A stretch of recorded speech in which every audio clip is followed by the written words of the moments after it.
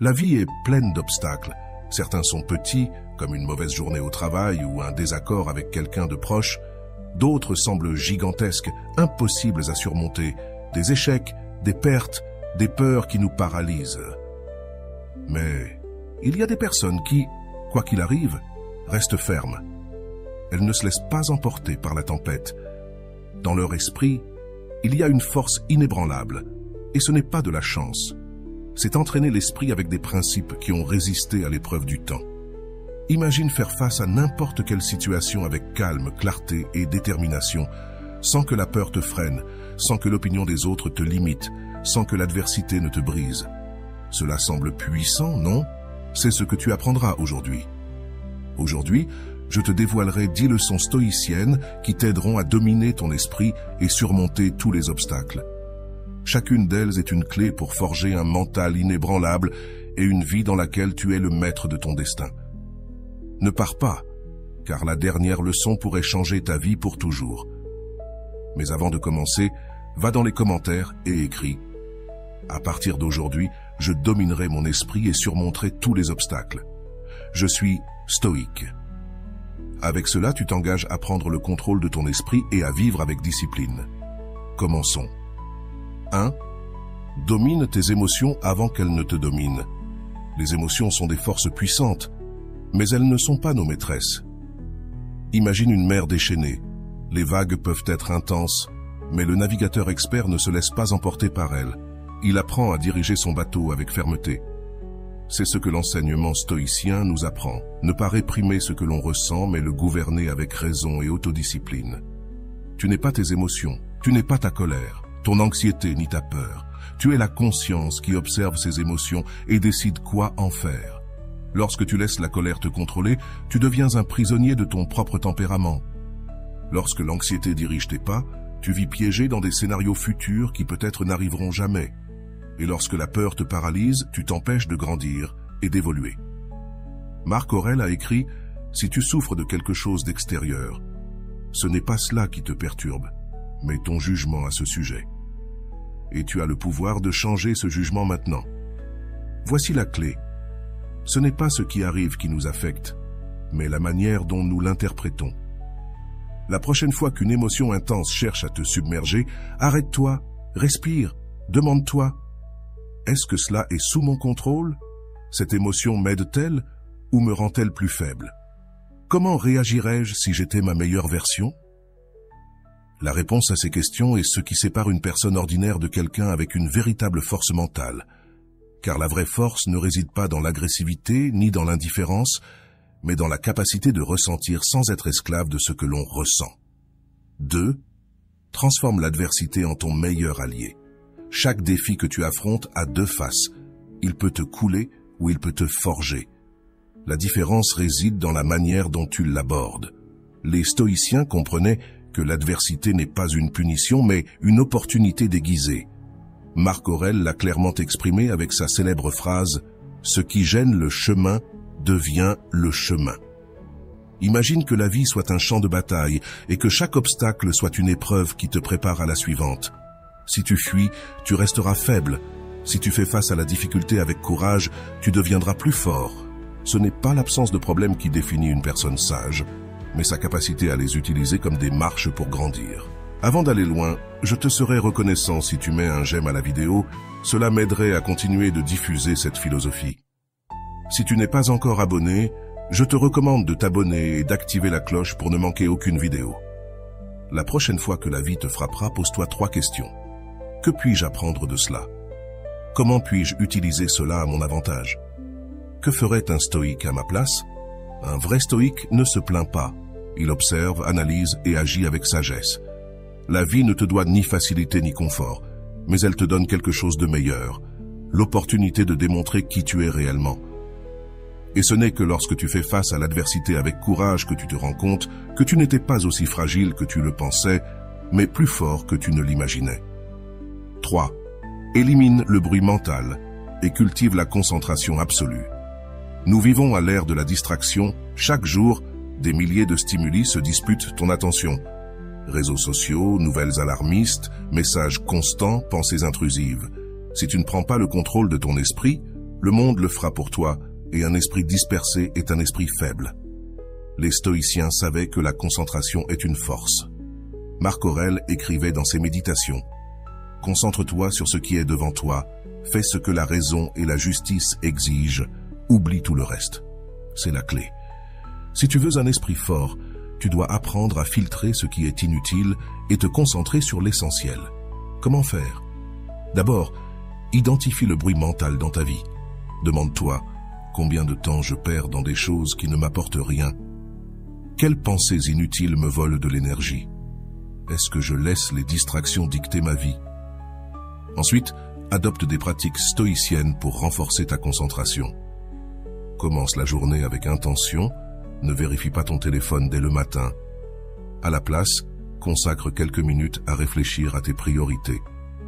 Pratique la contemplation, prends des moments de silence, marche sans écouteurs, médite, écris un journal. La clarté naît dans le calme. Moins de réseaux sociaux, moins de nouvelles inutiles, moins de conversations sans but. Concentre-toi sur ce qui apporte réellement à ta vie.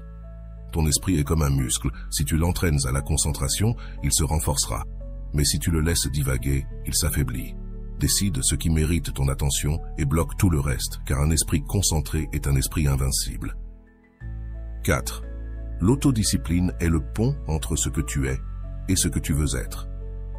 Rien de grand ne se réalise sans discipline.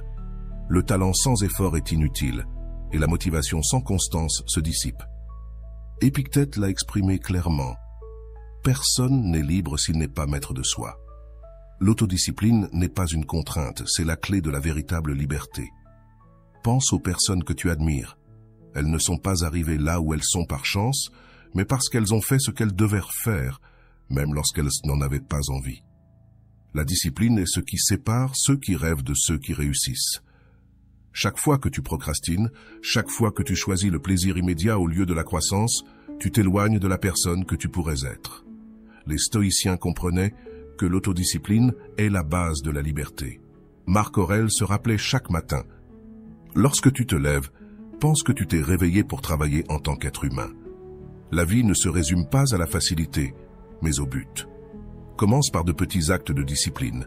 Fais ce que tu dois faire sans excuse. Ne t'attends pas à te sentir motivé. Fais-le parce que c'est ce qu'il faut faire. 5. Domine tes désirs. La nourriture, la paresse, les distractions. Chaque fois que tu dis non à la facilité, tu te renforces.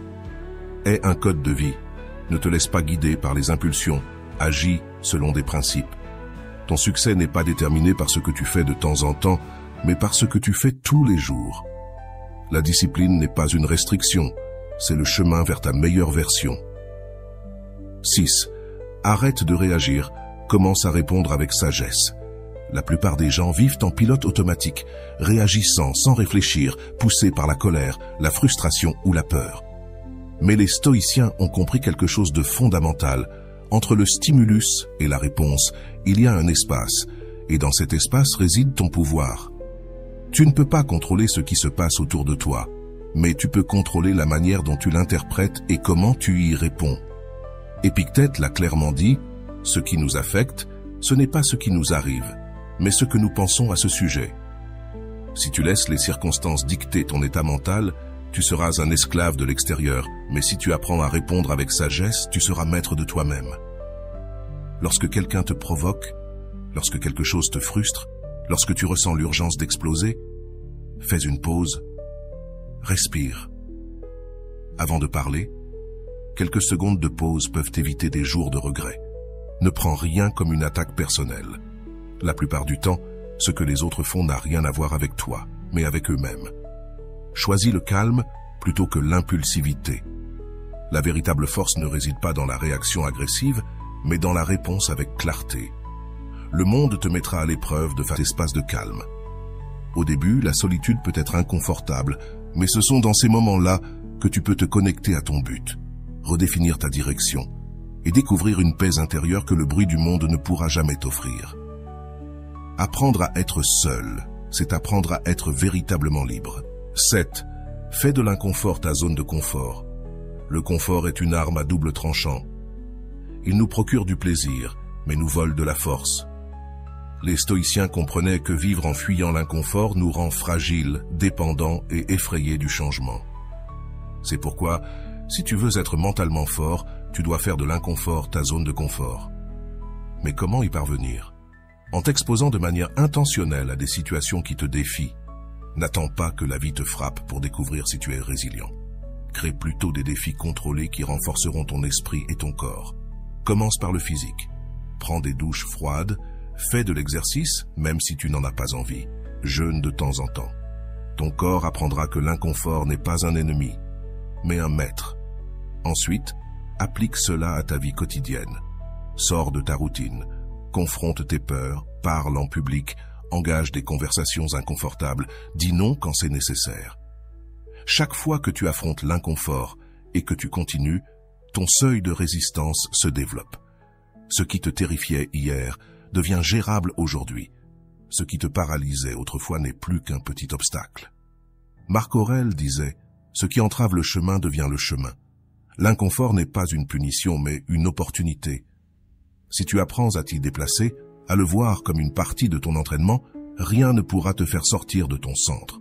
Ne cherche pas la commodité, cherche la force, car lorsque l'adversité viendra, et elle viendra, tu ne te briseras pas, tu seras déjà préparé.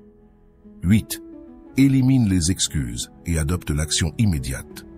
Chaque fois que tu dis « demain je commence »,« quand j'aurai plus de temps » ou « quand je me sentirai prêt », ce que tu fais, c'est t'enchaîner à l'inaction. Les excuses sont des pièges mentaux déguisés en raisons logiques. Elles te convainquent que ce n'est pas le bon moment, alors qu'en réalité, il ne manque que la décision. Un stoïcien n'attend pas des conditions parfaites, car il sait qu'elles ne viendront jamais. La vie aura toujours des obstacles imprévus et des difficultés. Si tu attends le moment idéal, les années passeront et tu resteras au même endroit. C'est pourquoi la philosophie stoïque nous invite à agir immédiatement. Pas demain, pas après, mais maintenant. Demande-toi ce qui est sous ton contrôle en ce moment, puis fais-le. Ne suranalyse pas, ne cherche pas d'excuses. Si tu dois parler à quelqu'un, fais-le. Si tu as un objectif, commence par le premier pas. Si un problème t'inquiète, agis sur ce que tu peux résoudre. L'action est l'antidote à la procrastination et à la peur. Plus tu agis, moins les excuses ont de pouvoir sur toi. Mais lorsque tu fais le premier pas, l'inertie devient ton allié. Tu seras surpris de tout ce que tu peux accomplir lorsque tu cesses de négocier avec toi-même et que tu exécutes simplement. Épictète l'a dit clairement, « Ne l'explique pas, vis ta philosophie. » Ce n'est pas suffisant de comprendre ce qu'il faut faire, il faut le faire. N'attends pas que tout soit parfait, car la perfection est une illusion. Décide aujourd'hui que tu ne seras pas esclave des excuses, adopte l'action immédiate et fais-en ta norme. Car la différence entre ceux qui atteignent leurs objectifs et ceux qui ne les atteignent pas est simple. Certains agissent, d'autres attendent. Dans quel groupe seras-tu? 9. Cherche de l'aide et des retours des autres. Le stoïcisme n'est pas un chemin solitaire. Bien que l'autodiscipline soit essentielle, les grands penseurs et guerriers de l'histoire n'ont jamais travaillé isolés. Même les plus sages ont cherché des conseils, ont appris des autres et ont accepté les critiques pour s'améliorer constamment. Marc Aurèle, l'un des empereurs les plus puissants de Rome, avait des mentors et des conseillers. Épictète, malgré son statut d'esclave, a grandi intellectuellement grâce à ceux qui l'entouraient. Sénèque, avec toute sa sagesse, comprenait que l'apprentissage était un processus continu. Alors pourquoi certains insistent-ils à tout faire seuls? L'ego nous fait croire que demander de l'aide est un signe de faiblesse, alors qu'en réalité, c'est un signe de force. Un stoïcien sait qu'il n'a pas toutes les réponses, c'est pourquoi il écoute, analyse et tire des leçons de ceux qui l'entourent. Apprendre des autres te fait économiser des années d'erreurs inutiles. Un bon conseil peut éviter des échecs, une critique bien intentionnée peut t'ouvrir les yeux et un mentor peut accélérer ta croissance. Mais tu dois être prêt à écouter humblement, sans défendre ton ego ni justifier tes échecs. Ne ferme pas la porte à la rétroaction. Ne vois pas la critique comme une attaque, mais comme un outil pour t'améliorer. Entoure-toi de personnes qui te challengent, qui t'exigent plus, qui ne te disent pas ce que tu veux entendre, mais ce dont tu as besoin d'entendre. Les stoïciens nous enseignent que l'autosuffisance ne signifie pas isolement. Apprends à demander de l'aide, à partager tes idées, à absorber le savoir des autres, car celui qui croit tout savoir se condamne à l'ignorance. La croissance personnelle ne se fait pas en solitude, elle se fait quand tu as le courage d'apprendre des autres et l'humilité d'accepter qu'il y a toujours quelque chose à améliorer. 10. Le pouvoir de la mentalité de croissance. Ton esprit est le point de départ de tout. Si tu crois que tu peux t'améliorer, tu le feras. Si tu crois que tu es limité, tu le seras. Les stoïciens comprenaient que la différence entre une vie stagnante et une vie de progrès réside dans la manière dont nous interprétons les défis. Marc Aurèle l'a exprimé clairement. Notre vie est ce que nos pensées en font. Si tu penses que tu es faible, tu agiras comme une personne faible. Si tu penses que tu es capable de surmonter n'importe quel obstacle, tu feras face à la vie avec détermination. La mentalité de croissance consiste à comprendre que tu n'es pas né avec des capacités fixes, que tu n'es pas bon ou mauvais dans quelque chose de manière permanente. Tu es le résultat de ton effort, de ta discipline et de ton apprentissage constant. La personne que tu es aujourd'hui n'est pas la personne que tu seras demain, tant que tu travailles sur ton amélioration quotidienne. Les stoïciens ne se rendèrent pas à la première difficulté. Ils ne disaient pas « je ne peux pas faire cela », mais « je ne sais pas encore comment le faire ». À bientôt.